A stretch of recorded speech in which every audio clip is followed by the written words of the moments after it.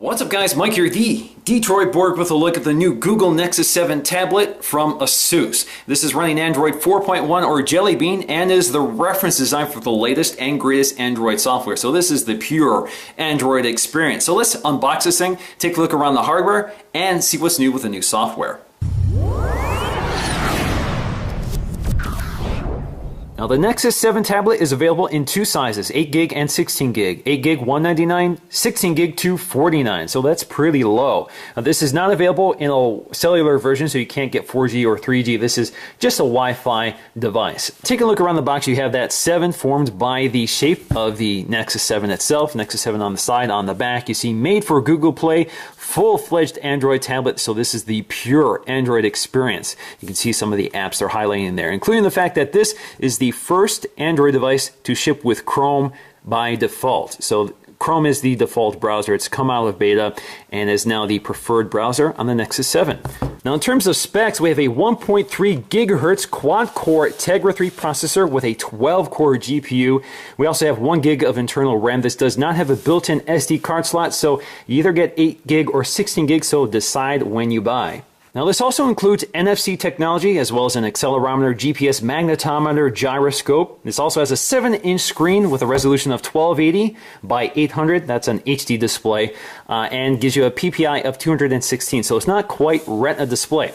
So let's go ahead and crack this open. So we got 2 pieces of tape here. So it's so nice they taped it twice. Pop it open. And there it is. We have a little tab here to lift it up. We'll set that aside for just a moment. Take a look to see what's inside this package here. So we get another box.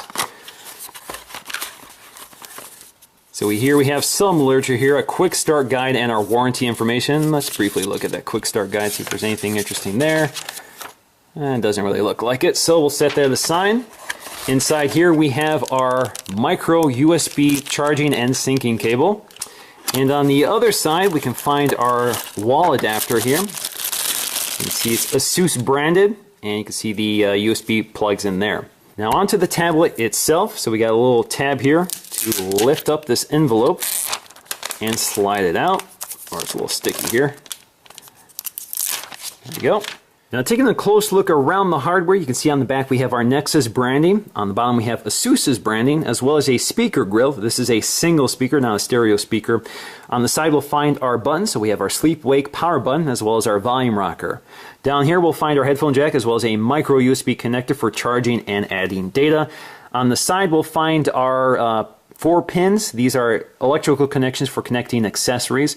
We also have 2 microphones, one here, another one up here. And that's so if you're handling this in either portrait or landscape mode, you may be covering at least one of the microphones, so at least one is free at any given time. Now the back is not removable. It's actually made out of this sort of rubbery texture, so it actually feels very nice to handle, very grippable.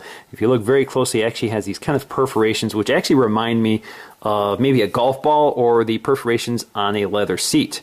Now the edge is made out of this hard plastic bezel, so this is not metal or anything like that. It's just a painted silver plastic. Up front we have an edge-to-edge glass panel, which is Corning Gorilla Glass. Up here we'll find our only camera on this device, which is a 1.2 megapixel camera, along with an ambient light sensor just next to that. Now the camera actually does not have a dedicated app, so you can't use this as a still shooter. Basically it's there to be used with apps such as Skype. Now you'll find no other buttons here, so no backlit Android buttons. Instead they appear on the screen itself. Now my next step is to boot up and set it up for the first time. So I'm just going to hold the power button.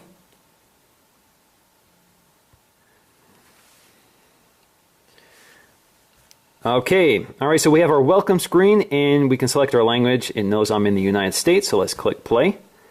We're going to select my Wi-Fi, so that's my time capsule. I just need to enter in my password. Hi, Detroit Borg, enter your password for mikekukelka@gmail.com. So now it's signing into my Google account, so it should be able to transfer all my account information such as calendaring, address book, bookmarks, that sort of thing. So now it's going to ask me if I want to back up and restore from my existing Google account. For now, I don't want to do that. I want to show you the stock interface. And yes, I would like to use Google Location Services. Just a sec. Setup is complete, and let's move on. Now once you've activated your Nexus 7, Google will deposit $25 in your Google Play account. So you can start spending it on apps, books, movies, music, magazines, and everything else available in the Play Store. Now, taking a look through the software, starting with the lock screen. On the lock screen, you can swipe this icon left, right, or down to unlock the device, or you can swipe up to get right to Google search. What's the weather like in San Francisco? It's 69 degrees and clear in San Francisco. Here's the forecast for the next few days. Okay, so we get that new enhanced voice search as well as Google Now. So if we go back here, we can take a look at Google Now. Google Now is essentially an aggregator of information based on your search history, location, account information.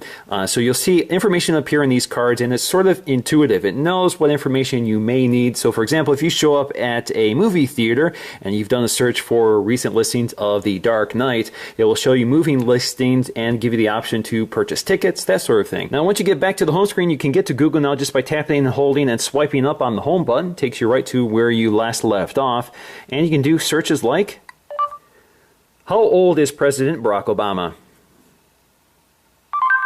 Barack Obama is 50 years old. How tall is Mount Everest? Mount Everest is 29,029 feet tall. Play artist, Coldplay. Playing request. Who directed Fargo? Fargo was directed by Ethan Cohen and others. So you can see you can do quite a few things with the new Google search, and the voice sounds very natural. Now, the Nexus 7 tablet comes with 5 home screens, which you can customize by adding additional apps or widgets. Now, the main home screen has the My Library widget, which is a widget that shows you all of your library information, such as your books, your music, your movies, magazines, and all you have to do is tap on any one of them to get right to them. So for example, that's my Coldplay album, and all of this is recent activity. So anything that you've looked at recently will appear in this library widget. We also have some Play Store recommendation widgets up here to the right of that home screen. And you can remove these if you want just by tapping and holding them and taking them up to delete. We'll leave them for now. Now, down below in the dock, we can find some of our standard Google apps as well. So we have a folder full of apps, including Google Chrome, which is the new default browser, as well as Maps, Google+, Gmail, YouTube, Earth, Talk, Currents, which is updated with Android 4.1, People, Gallery, and Calendar. All of these will have been transferred from your Google account. All of your information will have automatically been transferred to those apps. We also have our Google Play Bookstore, or our Google Play Library. So here, Google Books Library, which is where we can find all of our books. So if you purchase books through Google Play, you can see them, or they will automatically download here, and you can read them right away. Obviously, this is one of the main use cases for this 7-inch tablet is for reading. So, of course, they've also given us a manual for the new tablet. So instead of having a printed manual, you get a full electronic manual. We also have Google Magazine, which launched with Android 4.1 as well. So if you subscribe to magazines, they will appear in this app, and you can tap on them and start reading them. We also have Google Movies, and they've included a copy of Transformer Dark of the Moon. So this will automatically load as soon as you boot up your device for the first time. In this so-called alien civil war? Well, the other side wanted to... We also have Google Play Music, which is where you can access your music library either from the cloud or locally. So, for example, we have our Coldplay album here. Click play, and we're all good to go. And lastly, we have our Google Play Store for buying apps, music, movies, and everything you can think of right from one location. Now, down below, we also have our 3 main Android buttons, including Back, Home, and Recent Apps. So if we tap Recent Apps, you can see everything we last launched. We can swipe them out of the way if we want to close them, or tap them to bring them forward. And we also have Google Search, which is always omnipresent on any home screen. So we can do search right from here. Where is the nearest Ford dealership? Getting directions. Now at the top of the screen, we'll find our clock, battery indicator, as well as Wi-Fi status, and we have our badges, our notification badges. So we can see that we have music playing in the background. We also have some new email notifications. Now if you had Instagram, Facebook, Google+, you'd see all of that appear as badges up here. And you can swipe down to get to them. So you can see all of our notifications, including a little widget here to play our music, and we have our email notifications here. Now you can expand this just by bringing 2 fingers and swiping down. You can jump right to that app just by tapping on it.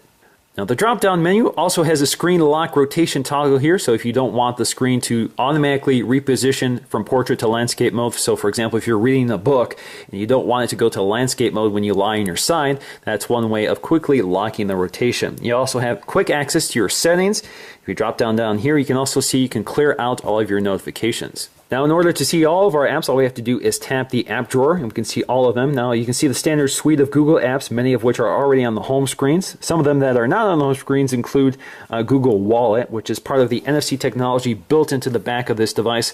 So NFC works with proximity. So if you have an NFC payment device or another device that uses NFC to transfer information, basically you bring them close to this area and it transfers the information securely. So that's great for payment. Now in terms of other apps, we also have Currents, which is sort of a news aggregator. This allows you to subscribe to certain websites so you can receive their information in sort of a tablet or a mobile device friendly format. So for example, if we go to The Verge here, you can see it's formatted for this display. So you can see text fills the screen, images fill the screen, and you don't need to pinch and zoom to read it. Now to add additional apps, all you have to do is tap and hold on them and bring them to any of the home screens and drop them.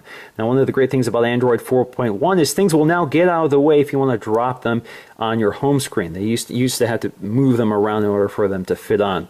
Now you can also drag and drop them up to remove to delete them. This also works with widgets. So for example, we can drop our, let's see, calendaring widget here. We can drop it right here. And you can see it resizes to fit between these two widgets. Now you can also resize them by tapping and holding them and dragging them around. If you don't want them, just tap and hold them and take them up to remove. Now the other big change with Android 4.1 is under the hood, which is called Project Butter, which is designed essentially to speed up the perceptual performance of Android 4.1 so you get higher frame rates, so transitions are much smoother. Touch events are much more accurate, so you get better touch screen sensitivity. Basically, the whole system now prioritizes, or better prioritizes, rendering of images on the screen. So definitely it feels a lot quicker and a lot smoother. Now one of the interesting things here is that the home screens do not have landscape mode, so you can't rotate this into landscape mode, but certain apps certainly do work in landscape mode, obviously such as the movie app, and you can see that the icons will reposition themselves to the corresponding location. Now Project Butter also shows itself when you're rotating the device around, so you can see the transitions from landscape to portrait mode are pretty smooth and pretty quick. Now, like the iPad, the Nexus 7 also has a magnet which interacts with smart covers. So I have a magnet here which we can test out. So if you wave in the right spot, you can see it turns it off or wakes it up. This is a really strong magnet, so I don't even have to touch the device for it to work. But you get the idea. There are third-party cases out there right now which you can purchase on Amazon which work with that feature, and I will have one for review in the future video. Android 4.1 also brings predictive text, so it's able to predict what the next word might be. So for example, if I were to type it predicted that a dark and stormy night. So it's able to predict some text so you spend less time poking away at the keyboard. Android 4.1 also has offline voice-to-text dictation. I've turned off my Wi-Fi and you can go ahead and speak. It was a dark and stormy night, period. Now just to give you some perspective on the size of the Nexus 7 versus the iPad. Obviously the iPad is a near 10-inch device, so it's quite a bit larger than the 7-inch tablet. So the 7-inch tablet is ideal for portability. Certainly better than an iPad in terms of carrying this around. You can actually fit this in a pocket if you have a really large pocket, or inside a coat pocket. This is better suited for reading books because it's lighter weight and can be held in one hand pretty comfortably. Now in terms of battery performance, this does have a 4,325 milliamp battery, which is good for about 9 hours of video playback, or 10 hours of web browsing, or 10 hours of e-reading, or 300 hours on standby. Now in conclusion, I'm very impressed by the Nexus 7 tablet, especially at $199. You get some impressive internal specs and a nice, sharp, high-quality screen. Now combine that with the smoothness of Android 4.1 and killer features from Google, such as Google Now and the new and improved voice search, and you have the best 7-inch tablet money can buy right now. So that's going to do for me, guys, in this video. Thanks for watching, and I'll see you again in the next one.